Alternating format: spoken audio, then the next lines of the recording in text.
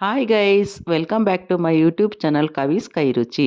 ಇವತ್ತು ನಾನು ಹಸಿಮೆಣಸಿನ್ಕಾಯಿ ಅದೇ ಗ್ರೀನ್ ಚಿಲ್ಲಿನಲ್ಲಿ ಚಟ್ನಿ ಹೇಗೆ ಮಾಡೋದು ಅಂತ ತೋರಿಸ್ತಾ ಇದ್ದೀನಿ. ಹಸಿಮೆಣಸಿನ್ಕಾಯಿ ಚಟ್ನಿ ಹೇಗೆ ಮಾಡೋದು ಅಂತ ಹೇಳ್ತೀನಿ. ಹಸಿಮೆಣಸಿನ್ಕಾಯಿ ಖಾರ ಇರಲಿ ಅಂತ ನಾನು ಚಿಕ್ಕದ ಹಸಿಮೆಣಸಿನ್ಕಾಯಿ ತೊಗೊಂಡಿದ್ದೀನಿ. ಇದು ತುಂಬ ಖಾರ ಖಾರ ಚೆನ್ನಾಗಿರುತ್ತೆ ಅಂತ ಹೇಳ್ಬಿಟ್ಟು ಮತ್ತು ಅದಕ್ಕೆ ಹಸಿಮೆಣಸಿನ್ಕಾಯಿ, ಜೀರಿಗೆ, ಕೊತ್ತಂಬರಿ ಸೊಪ್ಪು, ಉಪ್ಪು, ಬೆಲ್ಲ ಬೇಕು. ಹಸಿಮೆಣಸಿನ್ಕಾಯಿ ಫ್ರೈ ಮಾಡ್ಕೋಬೇಕು ಅನ್ನೋದ್ರೆ ಡೈರೆಕ್ಟಾಗಿ ಹಾಕ್ಕೋಬಾರ್ದು.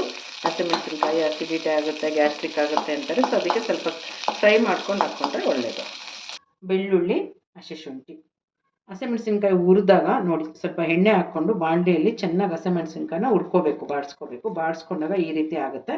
ಈ ರೀತಿ ಆದಾಗ ಸ್ವಲ್ಪ ಕೊನೆಗೆ ಆಫ್ ಮಾಡಿದ್ಮೇಲೆ ಜೀರಿಗೆ, ಶುಂಠಿ, ಬೆಳ್ಳುಳ್ಳಿನ ಇದರಲ್ಲಿ ಹಿಂಗೆ ಹಾಕಿರ್ತೀನಿ. ಅದರಲ್ಲೇ ಸ್ವಲ್ಪ ಬಿಸಿ ಇದಕ್ಕೇನೆ ಇದೆಲ್ಲ ಇದಾಗಿರುತ್ತೆ. ಇದನ್ನು ಈಗ ಮಿಕ್ಸಿ ಜಾರಿಗೆ ಹಾಕ್ಕೊಂಡು ಮಿಕ್ಸ್ ಮಾಡಿ ತೋರಿಸ್ತೀನಿ.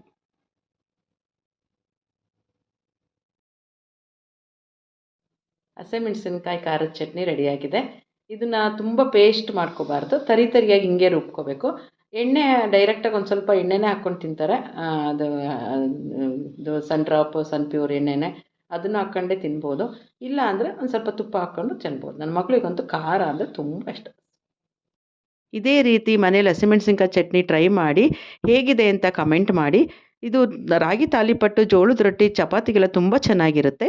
ಇಷ್ಟ ಆದರೆ ಲೈಕ್ ಮಾಡಿ, ಶೇರ್ ಮಾಡಿ, ಸಬ್ಸ್ಕ್ರೈಬ್ ಮಾಡಿ. Thank you.